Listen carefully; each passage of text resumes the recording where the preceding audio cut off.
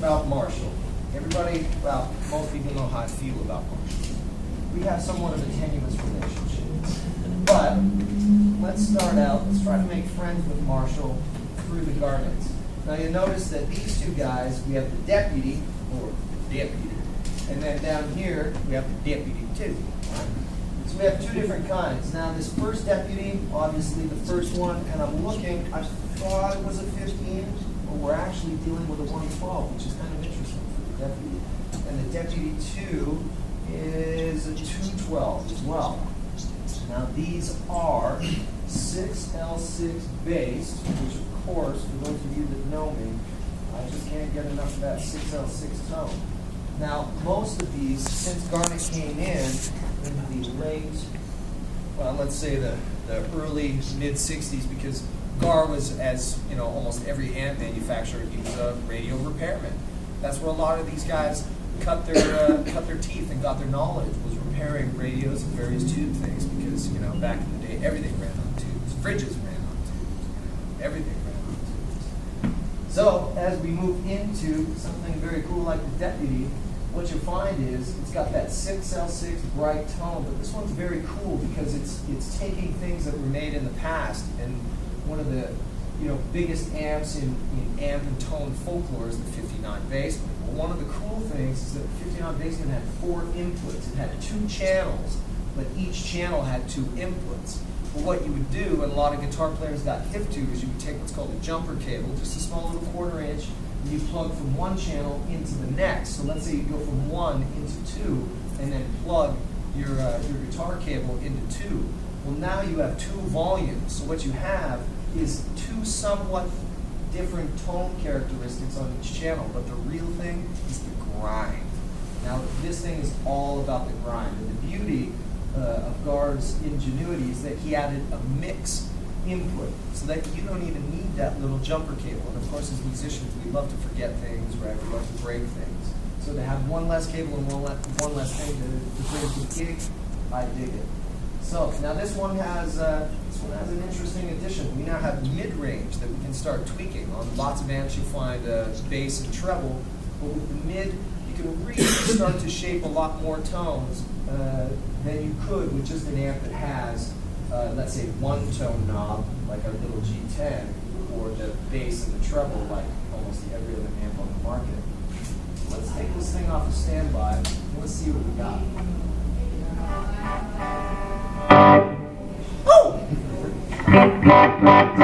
So this is on about 0.35. We're not even at 1, and I just about took my pants off. So I think we're going to have some fun with this thing. Oh, and also there's a presence knob. For you guitar players, if you've ever wondered what is a presence knob, it's a very simple EQ boost or cut. And usually it's sitting around 2.2 to 2.5 K, where that's kilohertz, right, or 2,500 hertz, right? And all that means is that it's just adding sparkle to the sound. A lot of acoustic guitar amplifiers will have a presence knob added. Because acoustic guitars sound great with just a little bit of what people will call brilliance, or shine, or presence, and that's all sitting at 2.5 K. There's not really much magic to it, just a lot of sparkle and shine. Woo! A lot of treble in this thing right here. So I'm going to start with the treble down.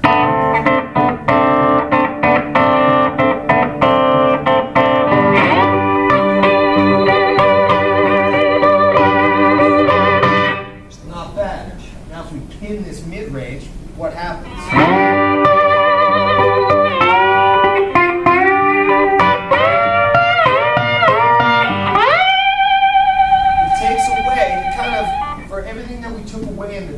When we boost that mid-range, it kind of takes a place of that treble so that we don't miss it as much.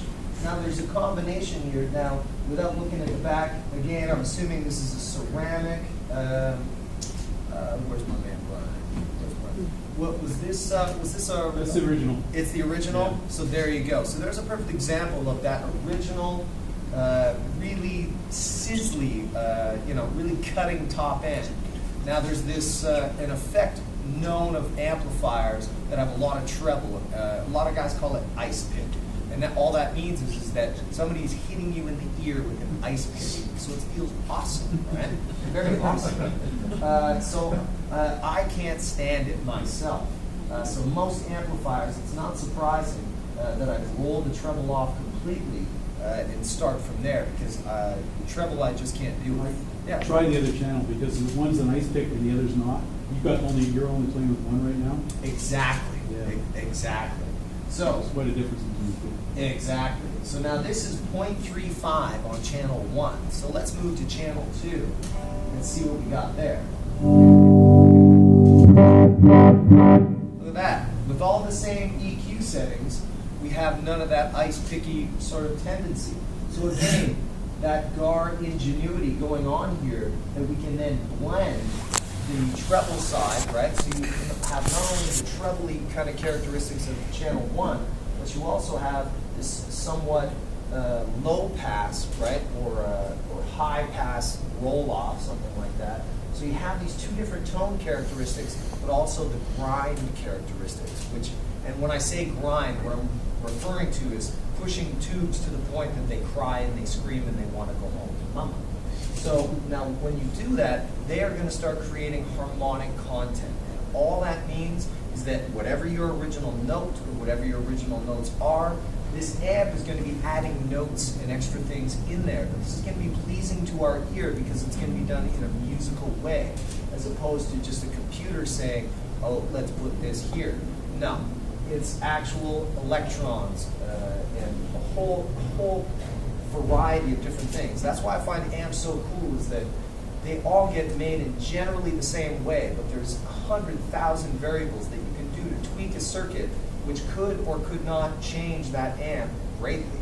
So even though you could have one guy taking a circuit, let's say you take a circuit and you give it to 10 different guys, I'll bet you $20 they're all going to come up with a somewhat different amp, because you have so many different choices and variables within there. There'll be similarities, but that's the cool thing, is that the builder, his head, his heart, his ears, they all combine to form this somewhat hybrid of cool, depending on that particular amp, the cabinet it's made with, the speaker, the dimensions. There's a lot of math going on here as far as the resonant qualities of the cabinet.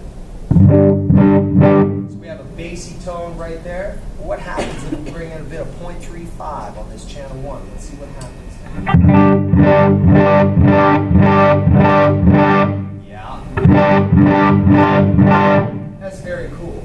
So now as I roll a bit of that mid-range off, let's see what happens now. I dig it already. And we are sitting at, let's say, maybe 2 on channel 2, and I've gotten gutsy, and I went all the way up to 1 on channel 1. Right? I'm feeling gutsy now. Now this presence, that 2.5K that I was telling you about, let's see what that actually does. So I'm going to bring the presence up to about halfway. Now there's quite a bit of bass coming out, so it's somewhat muffling a bit of the presence, but you can hear some of that sheen starting to be introduced into the signal right there. Quite a bit more top end than there was already. So if we just roll that presence off. Now, also, most guitar players, they started to like this presence knob, because if they felt they weren't cutting through the mix, they could hear themselves somewhat on stage, but they weren't cutting, right? This is the guitar player's Achilles heel, is that, well, maybe he's loud, maybe he's got a good tone, but he's not cutting through the mix, i.e. you're not being heard, i.e. you may as well go home. So the presence knob was meant as, oh, I can't be heard, you crank it, you're going to be heard now, right? Ice picks, etc. So let's get a little bit more gutsy, something like this. Let's see if we can't wake the neighbors up.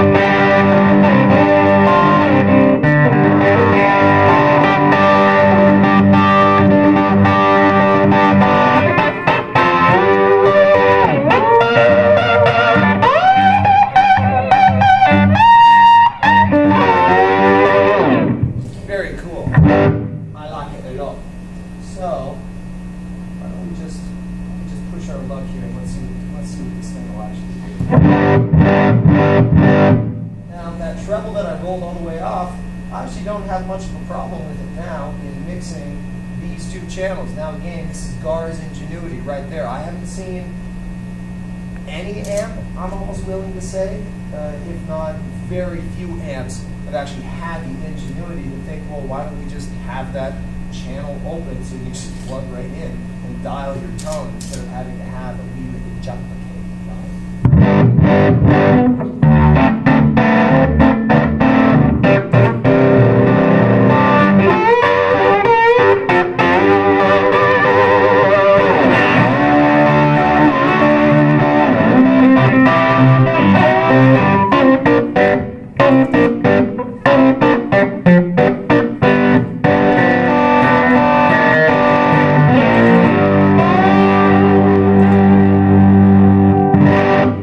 Very cool. Two-tone approved, I would say so. All right, so now Gar felt that wasn't enough. So what he decided to do was make, where's my man at? Would you be able to plug in? Now this is also why I wanted to have the workshop today so that I could just ask for an amp to be plugged in. It would be magic. This is my man Adam, right here. Woo! All right. Yeah.